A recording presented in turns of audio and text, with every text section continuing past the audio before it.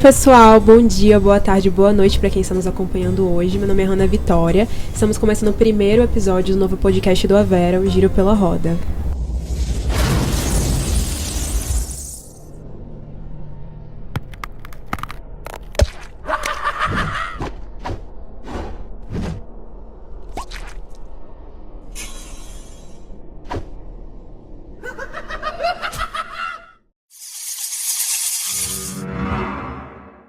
Olá pessoal, boa tarde, bom dia, boa noite para você que nos acompanha aqui no mais novo podcast da agência de notícias Avera, um Giro pela Roda. Eu sou Érica Reis, empreendedora, escritora e estudante do 8º e último semestre de jornalismo aqui na Unifax. Hoje nós iremos iniciar o nosso primeiro episódio, que a gente vai estar chamando de Giro. Então cada um dos nossos episódios serão chamados de Giro. Hoje é o nosso primeiro Giro, nosso primeiro episódio. E antes da gente começar, antes da gente chamar a nossa convidada, eu vou explicar um pouquinho do conceito do nosso podcast. A gente se baseou na Roda da Vida, que é um conceito do palestrante motivacional Paul J. Meyer, fundado na década de 60, onde ele dividiu a nossa vida em 12 áreas. Então, nosso podcast é focado justamente em você que está sempre com a rotina corrida, está sempre com a rotina estressada e não tem condições, não tem tempo de parar e refletir um pouquinho sobre como estão as suas áreas da vida. Então, em cada episódio, a gente vai passar por uma área da vida, né, compreendendo aí as 12 áreas da vida do Paul J. Meyer. E em cada área da vida, em cada episódio, a gente vai trazer uma área da vida, uma convidada, um convidado especial para contar a sua história inusitada e também um recorte jornalístico interessante relacionado a essa área da vida. E o nosso recorte de hoje, a nossa área da vida de hoje é o espiritual. Bom, hoje a gente vai falar sobre o Halloween, né, que é uma festa muito popular e algumas pessoas acreditam que ela nasceu, né, que ela teve origem nos Estados Unidos. Porém, segundo uma pesquisa que acompanhamos do BBC, essa festa teve origem, né, no Reino Unido. Sim. E essa palavra Halloween, ela é uma abreviação da expressão All Hallows Eve, que é formada a partir da junção de duas palavras. Hallow, que significa santo, e Eve, que significa véspera. Esse termo, especificamente, até o século XVI, fazia referência à noite anterior ao Dia de Todos os Santos, que é celebrado no dia 1º de novembro. O Dia das Bruxas, com todas as tradições e celebrações que nós conhecemos hoje, ele só teve início mesmo entre 1500 e 1800. E para poder discutir sobre essa festa mística, né, que inclusive retrata temas muito importantes como a natureza, como celebração, como o renascimento, como esse lado mais espiritual, a gente vai poder conversar um pouquinho sobre como o Halloween está inserido dentro de tudo isso e também trazer essa temática, né, do tarô como uma ferramenta de aconselhamento, de acompanhamento.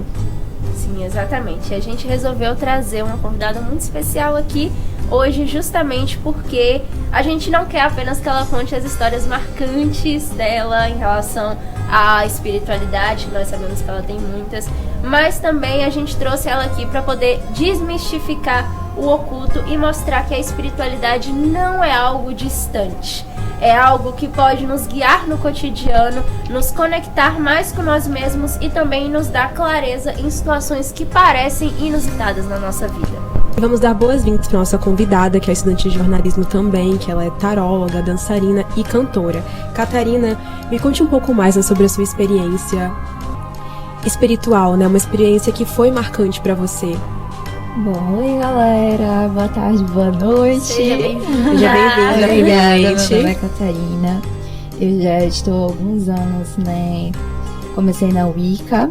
Hoje em dia sou um bandista, sou taróloga e também pratico o culto do alanismo. Bom, eu tenho muitas experiências espirituais, né? Experiência é o que não falta desde criança.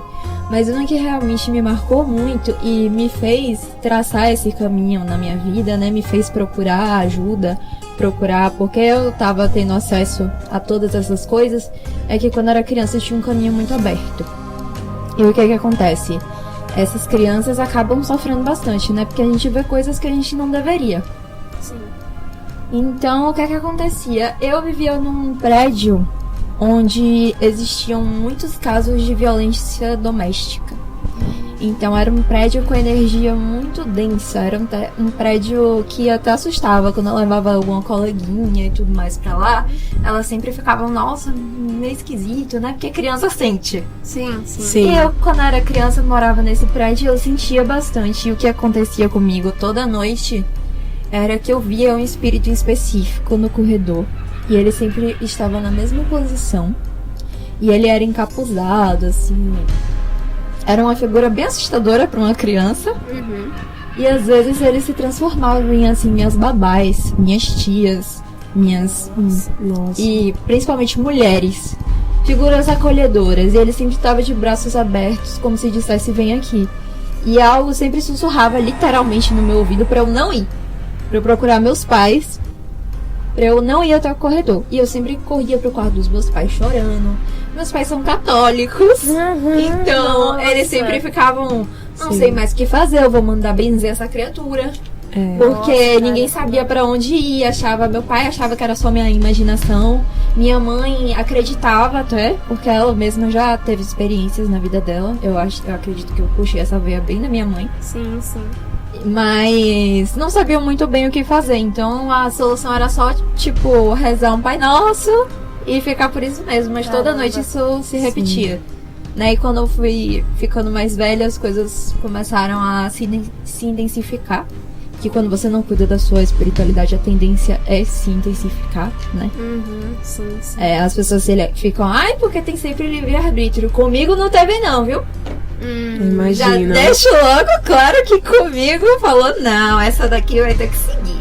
Vixe. Então fui procurando, traçando meu caminho e tô aí hoje, graças a Deus, feliz da vida. Sim, que Incrível. bom. E aí destaca também para a importância do discernimento espiritual, né, de buscar o conhecimento, né? E acredito que é justamente nesses momentos que muitas pessoas sentem a necessidade de orientação e também de conexão. Bom, como o tarô, né, ele veio pra você, então, por exemplo, como você começou a sua jornada, né, aprendendo, estudando e até se tornando uma taróloga, por exemplo? Bom, quando eu era criança, minha mãe, ela tem uma veia bem esotérica. Minha mãe e minha tia paterna. Então, as duas sempre me incentivaram a conhecer a astrologia. E nessas revistinhas de astrologia que eu sempre comprava, não só Capricho, entre outras, Sim. mas revistas mesmo focadas em astrologia que eu comprava, muitas vezes vinham coisas relacionadas a tarô.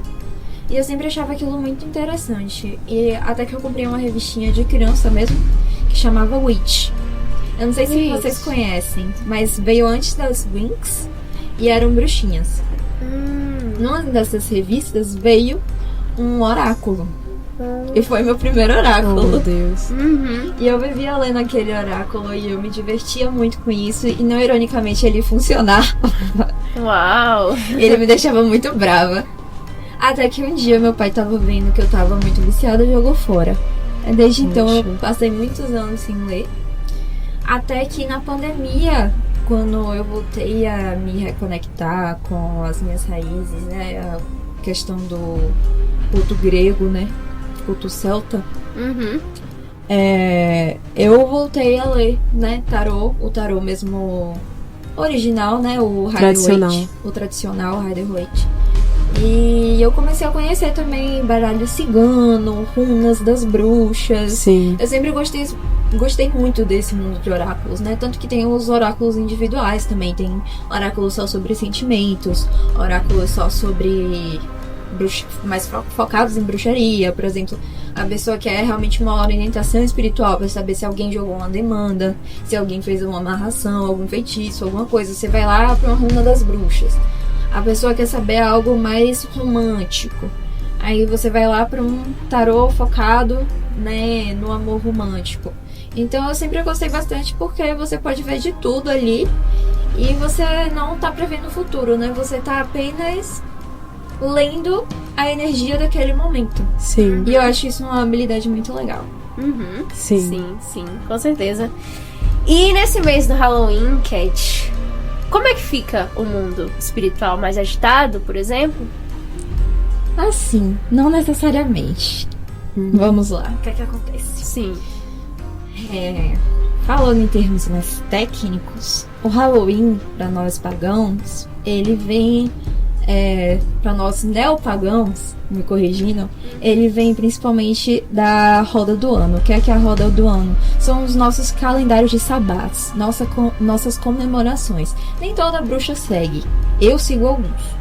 Não necessariamente vão seguir todos, mas um dos mais famosos é o Halloween, que a gente chama de Samhain. Então, o que é que acontece? No Samhain, acontece que o véu entre os mundos, ele realmente fica mais fino, né? E aí o contato com os humanos fica muito mais fácil. E é por isso que eles se protegem, que fazem as fantasias e tudo mais, né? A galera de Ireland, eu não lembro como. Ireland seria Irlanda? Irlanda. Na Irlanda eles têm até hoje a festa do Samhain e eles fazem as fantasias realmente como era para os pagãos. E era realmente para ser uma coisa assustadora, né? Nessa coisa mais esotérica, mais bruxinha mesmo. Sim. Então, realmente existe isso, porém, trazendo para o Brasil, não é na mesma época do ano que é pra eles, né? Porque a gente tá no hemisfério sul. Isso. Então, o que acontece para as bruxas do hemisfério sul é diferente. Entendeu? A gente segue a roda do hemisfério sul, que vai bater com nossos solstícios e equinócios. Porque essa roda do ano, ela é formada pelos solstícios e equinócios, que são diferentes pra gente. Então, não tem como eu te dizer, que o véu entre os mundos vai estar mais fino. Sim. Se não é essa época do ano em que isso acontece pra gente. A época que vai bater com isso pra gente seria junho e julho. Nas festas de São João. Isso, seguindo o outro calendário, né? Então, assim, existem pessoas que vão seguir o calendário original, digamos assim. Sim. E vão realizar as suas comemorações bruxísticas do mesmo jeito. E não tem certo nem errado. Mas a crença mesmo é essa. Depende da crença e da linha também, que a pessoa esteja seguindo, né? Exatamente. Sim, certo. Entendi. Bom, Catarina, de que forma você acredita, né, que o tarô, ele auxilia a gente, por exemplo, a se reconectar, né, com nós mesmos, nesse processo de autoconhecimento, de tomada de decisão, né? Como ele pode servir como uma ferramenta pra isso? De autoconsciência também. De certa forma, sim. Sim. O tarô, ele é uma ferramenta muito mais terapêutica do que essa questão de ler o futuro. Sim. Eu acho que uma boa bruxa, por exemplo, uma pessoa que está lidando com o tarô, ela vai querer muito mais saber sobre si mesma do que sobre os outros. Né? Uma pergunta mesmo que eu gosto mesmo de fazer: como as pessoas estão me vendo, como as pessoas estão me percebendo, como eu estou sendo percebida nesse grupo, como eu estou, sabe? O que é que eu posso fazer para crescer? Que caminho eu devo seguir? Em que caminho eu vou ser mais feliz? Sim. Então, são perguntas que infelizmente eu não vejo muito meus clientes fazendo. Imagino. Às vezes, quando eles estão perdidos, eu mesma sugiro, né? Mas, claro que é importante você ter uma dúvida sobre amor, você ter uma dúvida sobre trabalho, você tirar essas dúvidas. Sim. Mas usar o tarô como ferramenta terapêutica é um degrau a mais, né? De conhecimento, porque traz realmente esse autoconhecimento. Sim. Com certeza. E então é assim que o tarô nos conecta com a nossa espiritualidade, trazendo clareza, reflexão e auxílio nesses momentos. E é isso mesmo, né? O Halloween nos lembra que a gente tem que olhar um pouco mais além, né, do que os nossos olhos estão enxergando, né? Olhar um pouco pra dentro de nós, perceber um pouquinho, refletir, né, sobre esses momentos da vida, inclusive, né? Então, nos dando a oportunidade, inclusive, de poder, eu diria que também enfrentar os nossos medos, as nossas sombras, também poder integrar isso, né? Também ampliar o nosso autoconhecimento. Isso aí, pessoal. Então, muito obrigada, Catarina, por Obrigada você ter a sido a nossa primeira convidada aqui num Giro pela Roda. Sim. Obrigada por nos acompanhar neste episódio, vocês que estão nos acompanhando aí em casa, pessoal. Se você gostou, curte, comenta, compartilha. E caso você deseje participar do nosso próximo episódio do Giro pela Roda, dos nossos próximos episódios, pode mandar mensagem pra gente no nosso @ né, no nosso Instagram, o Instagram Notícias Avera. Até o próximo giro!